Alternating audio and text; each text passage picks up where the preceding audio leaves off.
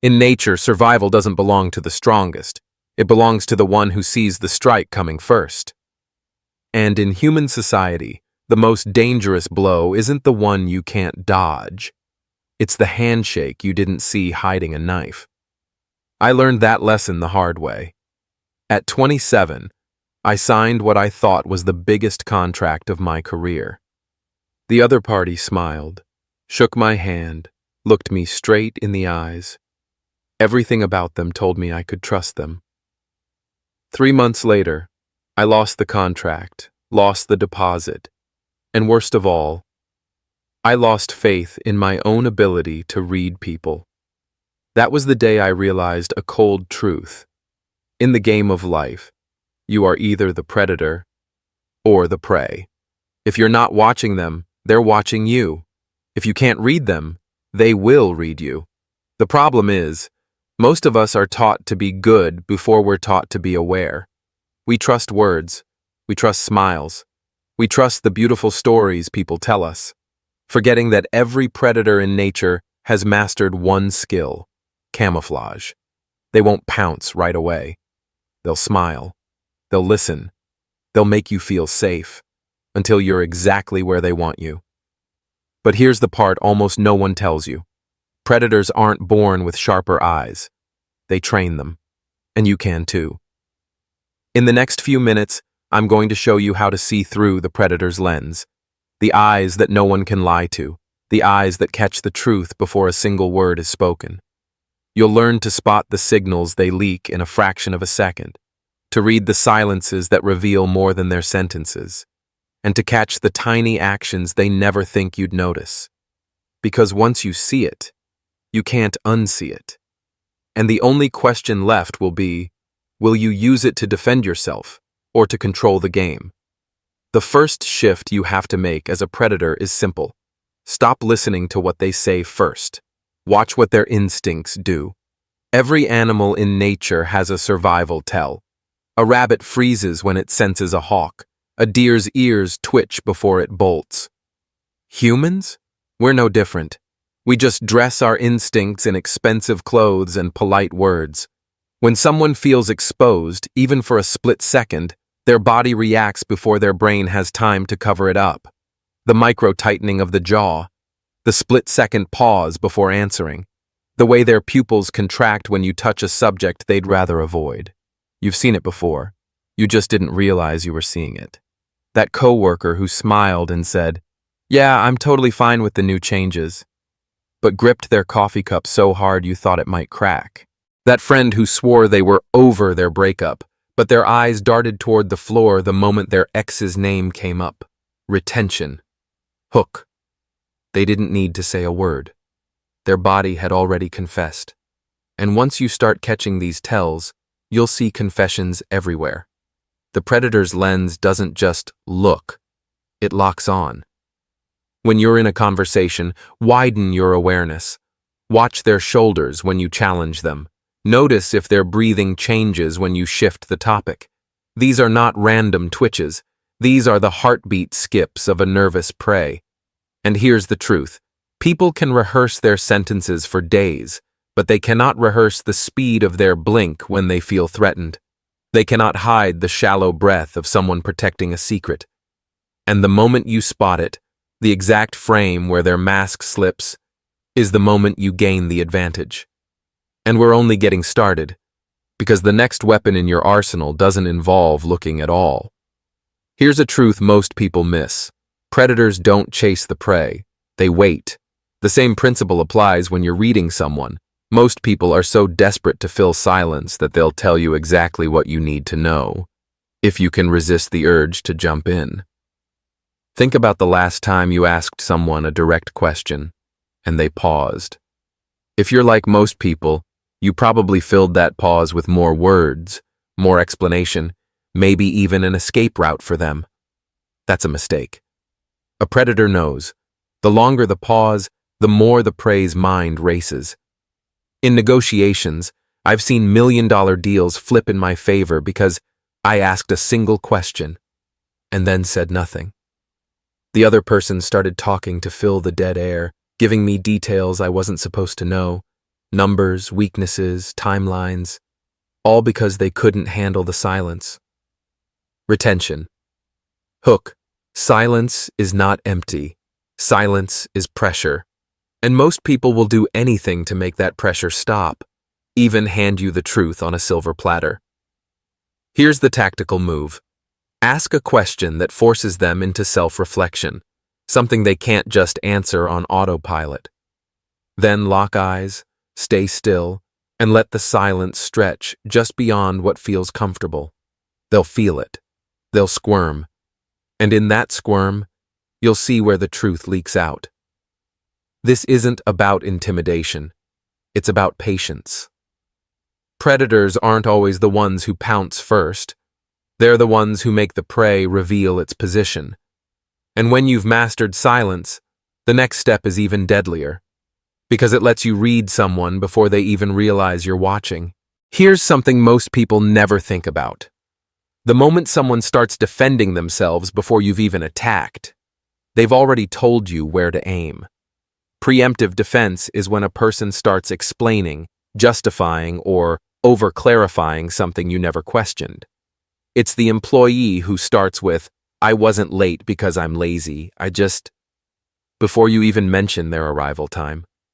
It's the friend who says, "I'm not mad, I just think," before you even ask about their mood. Why does this happen? Because their mind has already rehearsed the accusation they fear most.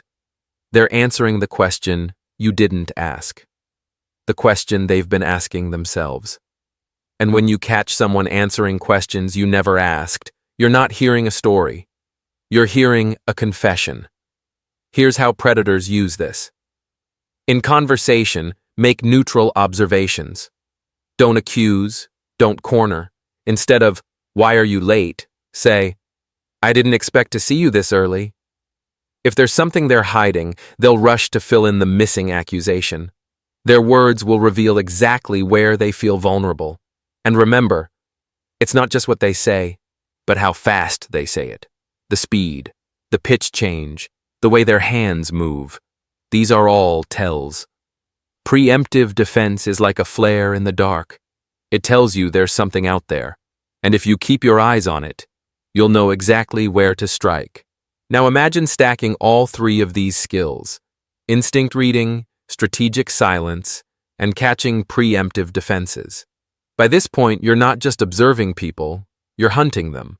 And in the next section, we turn this into a full-scale survival system. By now, you've started to see what others miss: the instinctive tells, the slip in silence, the flare of a preemptive defense. But here's the problem. Spotting weakness isn't enough. If you don't control the frame of the interaction, someone else will. And once they do, every word you say will be filtered through their narrative. In predator psychology, the frame is the unspoken set of rules that decide who's leading and who's reacting. Think of it like a chessboard that appears the moment you enter a conversation. If they make the first move and you follow, you're already playing their game. Ever been in a meeting where one person's energy dictates the entire room? They speak slower, they pause longer, and somehow everyone adjusts their tone to match theirs. That's frame control in action.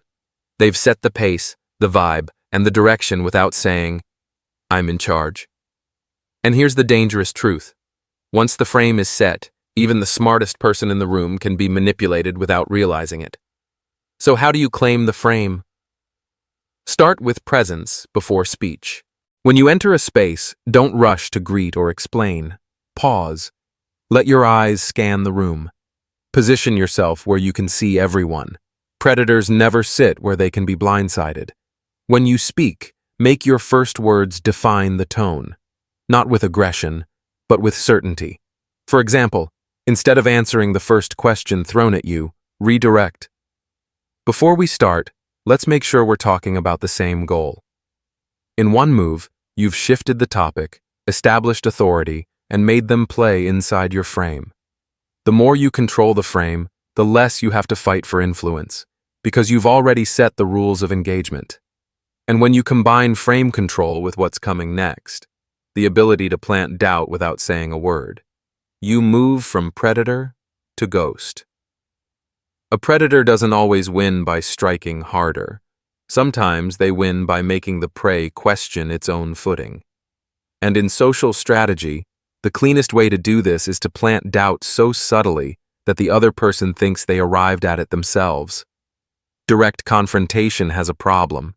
It triggers defense. If you tell someone they're wrong, their ego rallies, their walls go up, and the truth you're offering bounces right off. But if you make them wonder, they'll start tearing down their own walls for you. Here's how it works. Instead of saying, "You can't trust that plan," you say, "Interesting. Have we considered what happens if the market shifts?" You didn't say it was a bad plan. You just lit a small fuse in their mind. They'll start replaying their assumptions, testing for cracks. In Machiavellian terms, this is called indirect destabilization. You don't flip the table. You tilt it. The beauty? It works even in high-stakes situations. A skilled negotiator can make an opponent lower their offer simply by glancing at a contract page twice and raising an eyebrow, without saying a single critical word. The moment you can make someone question what they were certain about, you've already taken the high ground, and they don't even realize they've lost it. Here's your tactical checklist. Use questions, not statements. Questions bypass ego, statements trigger it. Let silence carry weight. After planting doubt, stop talking. Let their mind do the work. Control your micro-expressions. A slight nod, a pause, a slow inhale can reinforce the seed you've planted. This is the invisible weapon. No one sees it, but they feel it. And once they start doubting themselves, they'll seek stability, often from the very person who created the doubt in the first place, you. But here's the real power move, not just making them doubt themselves, but making them follow you without realizing they've surrendered control. That's principle number 6. Once doubt is planted, most people make the mistake of grabbing for control too obviously. They start pushing their agenda, over-explaining, trying to convince. But a predator knows. If you pull too hard, the prey bolts. The art is in guiding their movement so they think it's their own choice. Think of it like leading water down a slope. You don't push the water, you shape the path. In conversation, shaping the path means positioning your suggestions as if they're simply building on their own thoughts. Example: they're unsure about a business decision after your subtle seed of doubt. Instead of saying, "You should do this instead," you ask, "What's your backup plan if the first option falls apart?" They start talking through alternatives, and you gently reinforce the one you want them to choose. By the end, they'll feel like the decision was entirely theirs. In behavioral psychology, this is known as self-generated persuasion. People believe what they conclude, far more than what they're told. The predator's skill here is creating the environment where their conclusion matches your intention. And here's the twist. Once they've decided, they'll defend their idea with more passion than they ever would if you forced it on them. The practical toolkit for this: echo, then extend. Repeat a piece of what they said to show alignment, then add a subtle direction. Leave intentional gaps. People will rush to fill them, often with the very reasoning you need them to adopt. Frame as collaboration. Use we and our to make the idea feel shared, not imposed. Do this right, and you're not just reading people anymore. You're steering the outcome without ever putting your hands on the wheel. They walk away thinking you simply understood them, when in reality, you orchestrated the entire route. And when you can steer without pulling, you've entered the highest level of the predator's lens. Not just spotting weakness, not just influencing decisions, but becoming the unseen architect of every interaction. In part 3, we put it all together. Up until now, you've learned the individual weapons: reading instinct instead of words, using silence as pressure, catching preemptive defenses, controlling the frame, planting doubt, guiding without pulling. But in the real world, these aren't used in isolation. They're stacked. And when you stack them, You stop playing the game and start designing it. Let me give you a real example. 2 years ago, I was invited to consult on a corporate merger, the kind where millions move quietly behind closed doors. From the moment I stepped into the boardroom, I switched on the predator's lens. Step 1. Reading instinct. One executive kept adjusting his watch every time market volatility came up. Noted. That was a pressure point. Step 2. Strategic silence. When asked my thoughts on the merger, I simply said, "That depends. How much room do you have to adapt if the market shifts?" And then, nothing. The room went quiet. Guess who spoke first? The same executive, blurting out concerns and numbers he had no reason to share. Step 3. Preemptive defense. When another partner jumped in with, "Well, we're definitely not worried about legal complications," I knew instantly they were. They'd just handed me their soft spot without me asking. And by this point, I didn't have to guess their fears. They had already mapped them out for me. All I had to do was decide how to use them. Step 4. Frame control. Instead of following their agenda, I re-anchored the discussion. Before we talk timelines, we need to make sure risk assessment is on the same page. Now they were playing in my frame. Step 5. Planting doubt. I didn't attack the merger. I simply asked, if this goes through, who's positioned to absorb the cost if projections are wrong? No accusation, just a seed. You could feel the confidence in the room deflate. Step 6. Guiding without pulling.